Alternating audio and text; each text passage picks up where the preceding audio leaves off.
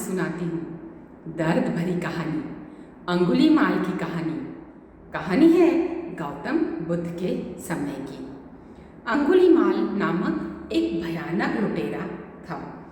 राहगीरों को लूटकर उसकी हत्या कर उनकी उंगलियां काटकर उंगलियों की माला बनाकर पहनता था।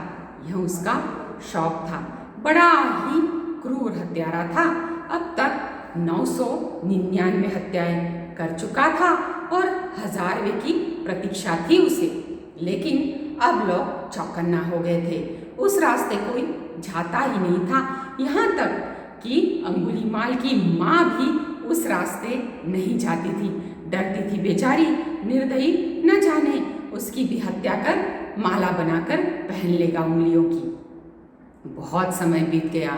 अंगुलीमाल की तलवार झंग खा रही थी, लेकिन कोई न आता था। वह प्रतीक्षा में रहता था। एक बार गौतम बुद्ध वहाँ से गुजर रहे थे।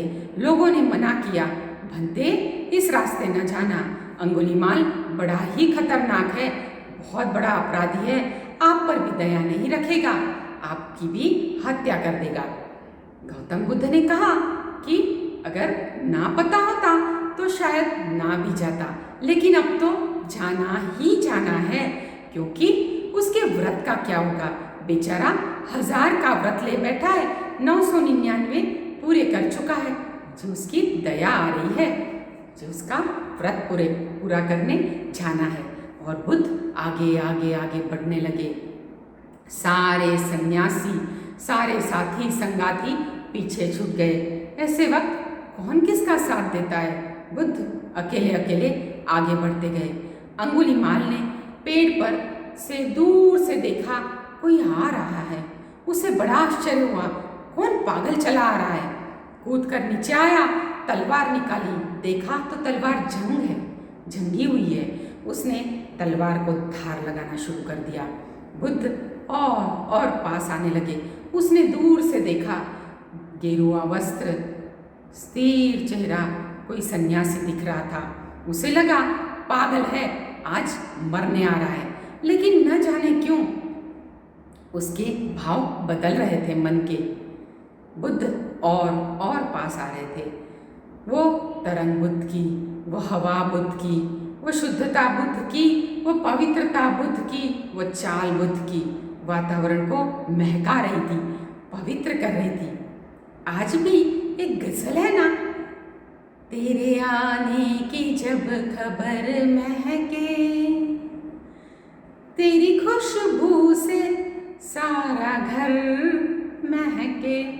आज भी जब कोई पवित्र प्यारा सा आता है तो कैसी महक आने लगती है। सोचिए उस वक्त बुद्ध की पवित्रता ने कैसी महक होगी, क्या महक होगी कि अंगुलीमाल का रोम रोम कांपने लगा।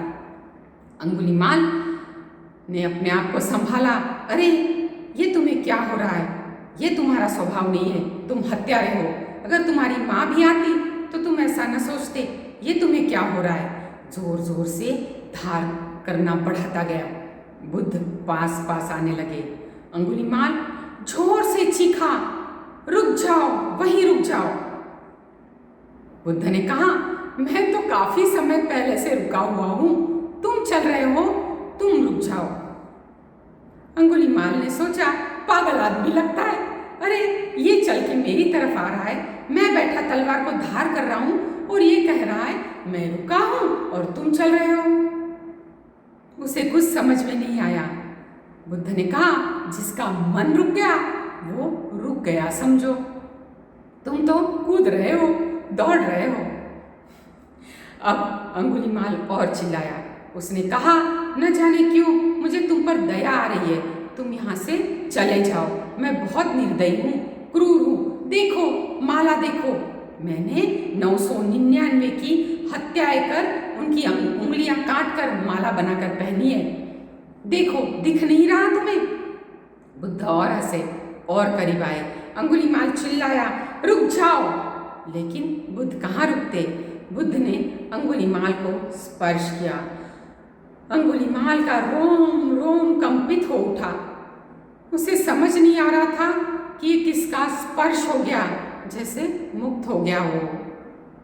वो तलवार नीचे रखकर बुद्ध के चरणों में गिर गया। न जाने तब अंगुलीमाल और बुद्ध की क्या बातचीत हो गई होगी, कौन सा प्यार का समुद्र दोनों के बीच उभरा होगा, न जाने कैसी गंगा बही होगी उस वक्त। अंगुलीमाल चरणों में गिर गया।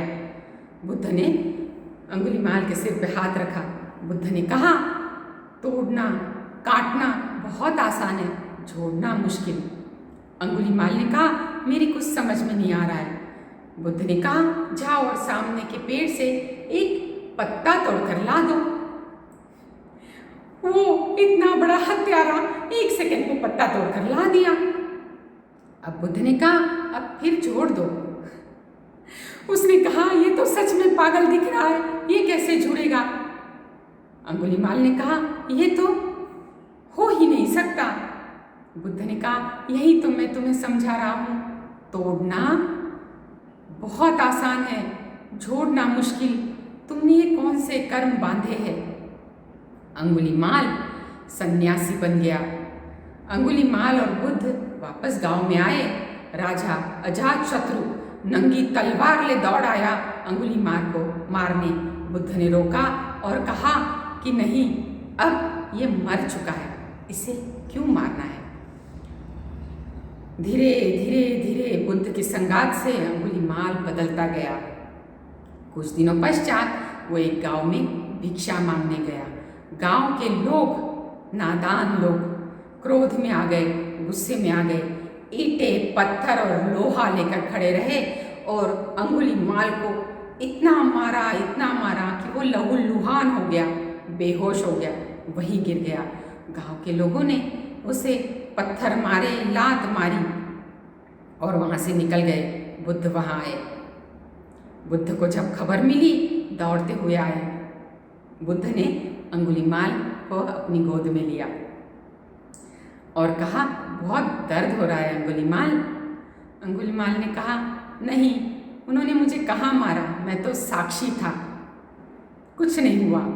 और बुद्ध की गोद में अंगुलीमाल ने अंतिम सांस ले ली। लोगों ने पूछा, सन्यासियों ने पूछा कि इसकी क्या गति हुई। बुद्ध ने कहा, वो मोक्ष को, परम धाम को पा गया। लोगों ने पूछा, लेकिन ये कैसे हुआ भंते, इसने तो इतनी हत्याएं की थी। बुद्ध ने कहा कि अगर पछतावे का एक आंसू अपनी समग्रता से निकले और पुण्य का एक भी काम समग्रता से किया जाए तो समस्त पापों पर भारी है। जब लोग अंगुलीमाल को पत्थर मार रहे थे तब वो स्थिर खड़ा था। बुद्धं शरणं गच्छामि, संघं शरणं गच्छामि, धम्मं शरणं गच्छामि। इस मंत्र के साथ मेरी गोद में उसने आखिरी सांस ली, तब भी उसका चित्त परम धाम में था। उसने अपना अंतिम समय समग्रता से, पछतावे के साथ और भगवान के नाम में लगाया और परम धाम को पा गया। बस ये कहानी थी बुद्ध और अंगुलीमाल की। कैसी लगी ज़रूर बताइएगा। चलिए प्रभु का शुक्रिया अदा कर विदा लेते हैं। हे प्रभु, मैं शुक्रिया करूँ भी तेरा तो कहाँ तक करूँ, मेरा सिर झुका कम, तेरा एहसान बहुत है, शुक्रिया।